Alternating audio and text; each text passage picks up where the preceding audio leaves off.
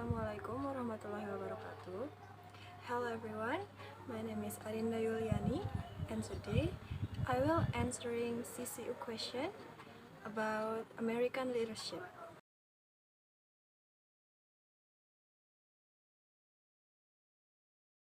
Question number 1. What if a leader has no character in leading a country? 10 characteristics that leaders should have is 1. Integrity, 2. Ability to delegate, 3. Communication, 4. Self-awareness, 5. Gratitude, 6. Learning ability, 7. Influence, 8. Empathy, 9. Courage, and 10. Respect.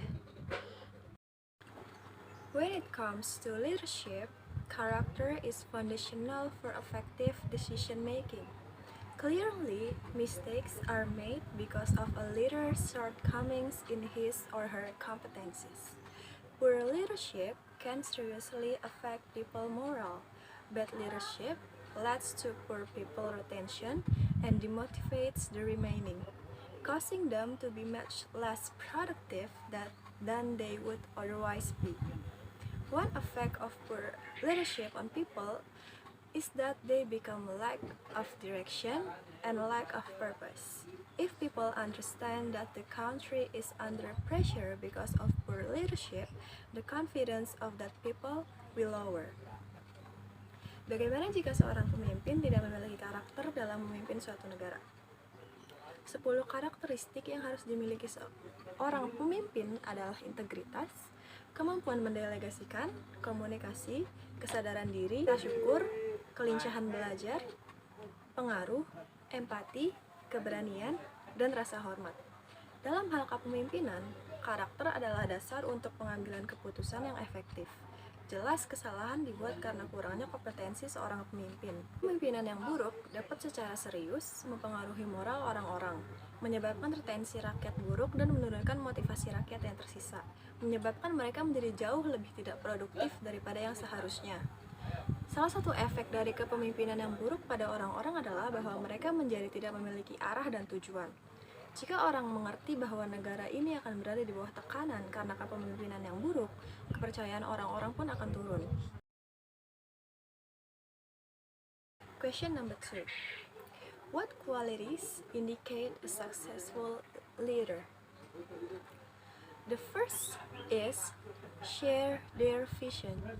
A leader with a vision has a clear idea of where they want to go, how to get there, and what success looks like. Working toward your vision with persistence, tenacity, and enthusiasm will inspire others to do the same. The second is lead by example. As a leader, the best way to build credibility and gain the respect of others is to set the right examples. The third is demonstrate integrity. A leader with integrity draws on their values to guide their decisions, behavior, and dealings with others. The fourth is communicate effectively.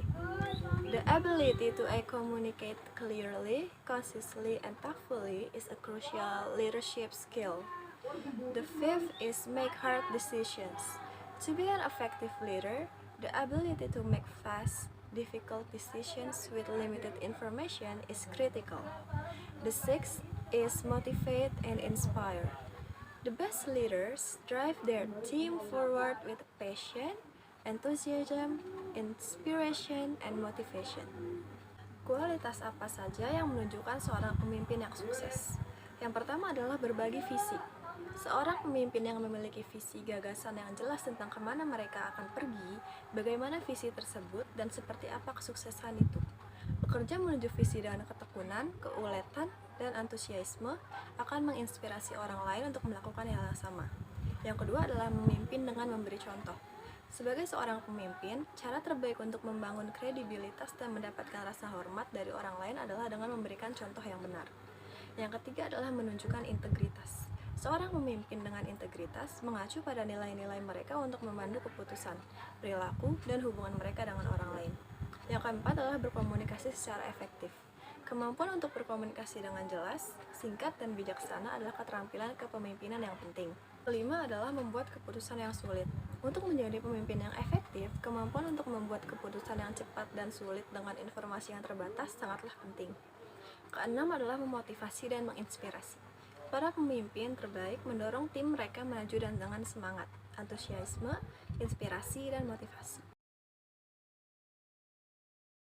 Question number 3 is how to communicate an effective leader, or how to be a communicative leader.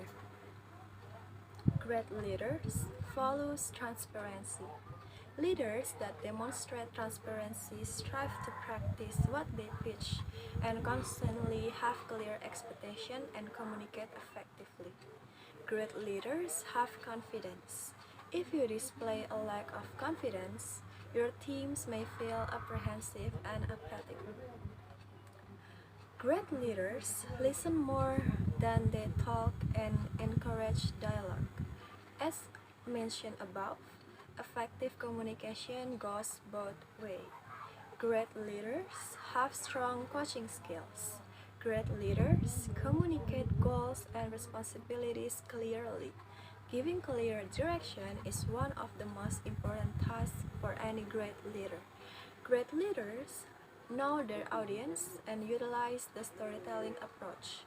True leaders naturally demonstrate respect for their people and their organization and understand that storytelling has the ability to resonate and engage those people.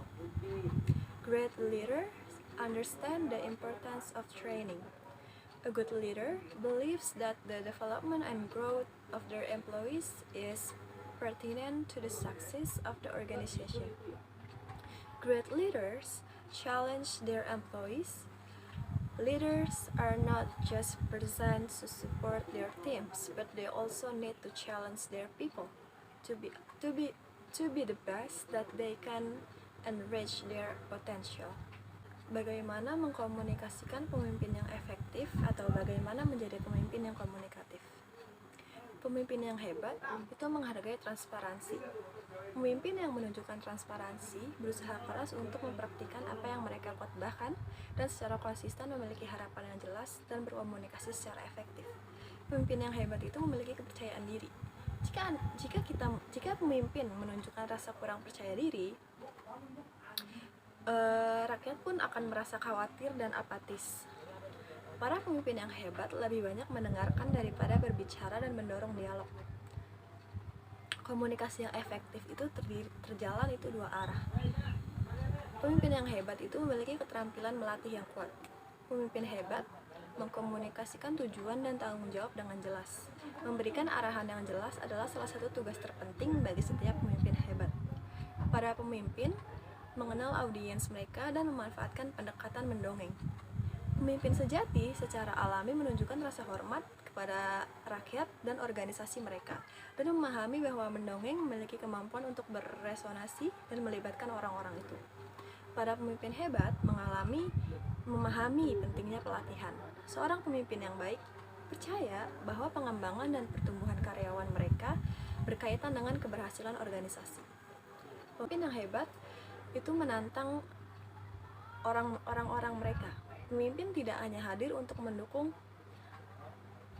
tim mereka, tetapi mereka juga perlu menantang orang mereka untuk menjadi yang terbaik yang mereka bisa dan mencapai potensi penuh mereka.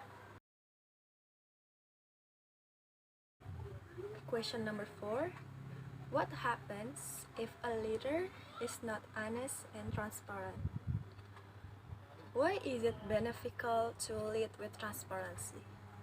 Leaders willing to develop a culture of transparency will open up a host of potential benefits. Transparency leads to higher levels of trust. When people see that you're willing to be honest and open, they're more likely to trust the leader. If a leader is not transparent and honest, then the people will not believe and will not obey the rules made by the leader because they cannot be trusted. The people can demand the removal of the position for the leader. Apa jadinya jika seorang pemimpin tidak jujur dan transparan? Mengapa bermanfaat untuk memimpin dalam transparansi. Para pemimpin yang mau mengembangkan budaya transparansi akan membuka banyak manfaat. Kepercayaan transparansi menghasilkan tingkat kepercayaan yang lebih tinggi. Ketika orang-orang melihat bahwa Anda bersedia untuk jujur dan terbuka, jika melihat pemimpin itu bersedia jujur dan terbuka, mereka akan cenderung mempercayai pemimpinnya. Jika seorang pemimpin tidak transparan dan jujur, maka rakyatnya pun tidak akan percaya dan tidak akan ada orang yang mau mematuhi aturan yang dibuat oleh pemimpin tersebut. Karena pemimpin tersebut tidak dapat dipercaya. Rakyat pun bisa menuntut pelengseran jabatan untuk pemimpin tersebut. Question number 5 is, who is my favorite leader and why do I think he or she? Describe the characters. My favorite leader in America is Barack Obama. What I love about him is that he is facing the worst financial crisis in 80 years and the biggest job growth in history.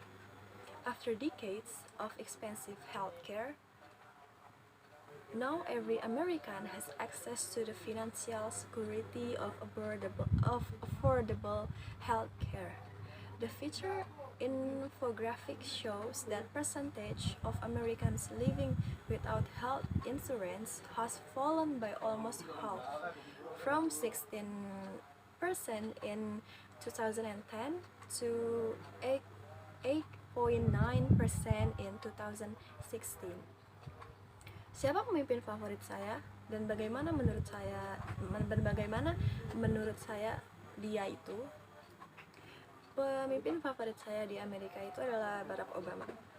Hal yang saya sukai dari beliau adalah beliau pernah menghadapi krisis keuangan terburuk dalam 80 tahun terakhir dan membuka lowongan pekerjaan terbesar dalam sejarah.